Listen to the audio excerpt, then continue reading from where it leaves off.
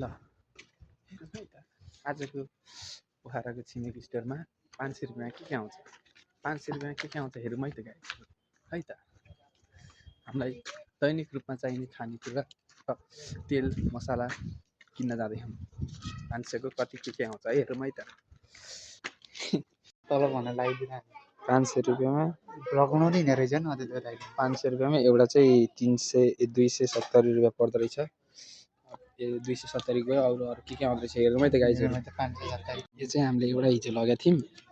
दिनकै नयाँ नयाँ ट्राई गरेर भनेर एउटा खोला नै छर्कन यता छर्क तिमी मलाई छर्कन जताततै छर्क मिठो रहेछ बास्ना चाहिँ यो बास्ना मिठो रहेछ यो यसको बास्ना मिठो रहेछ कि केटाहरू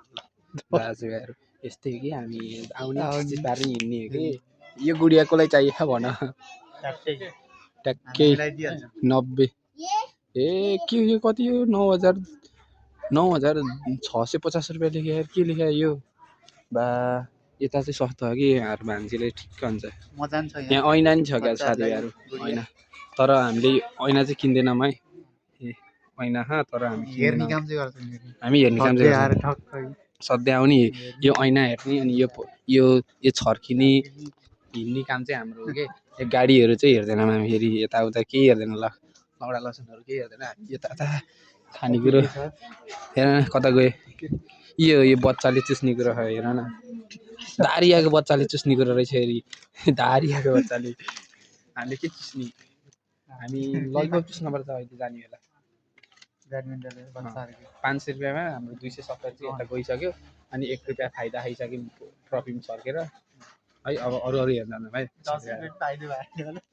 हामीलाई हाल फिलहाललाई यो बेसारको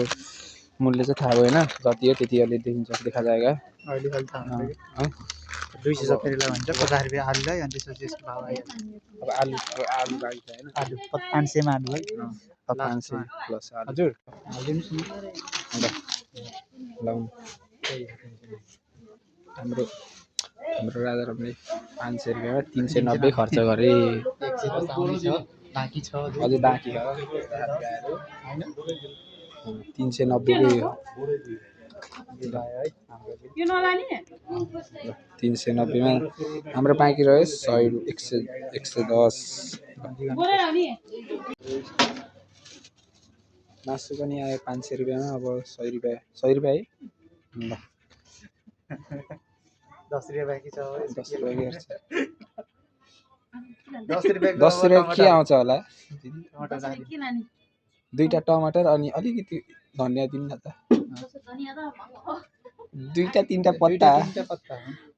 रुपैयाँ किलो छ धनियाँ लाउन साथीभाइहरू मासु नमिठो होला जस्तो लाग्यो एकको मासुमा एउटा रुपैयाँ हो है पुग्छ हाम्रो 500 रुपियाँ चाहिँ सक्यो साथीभाइहरू ट्याक्कै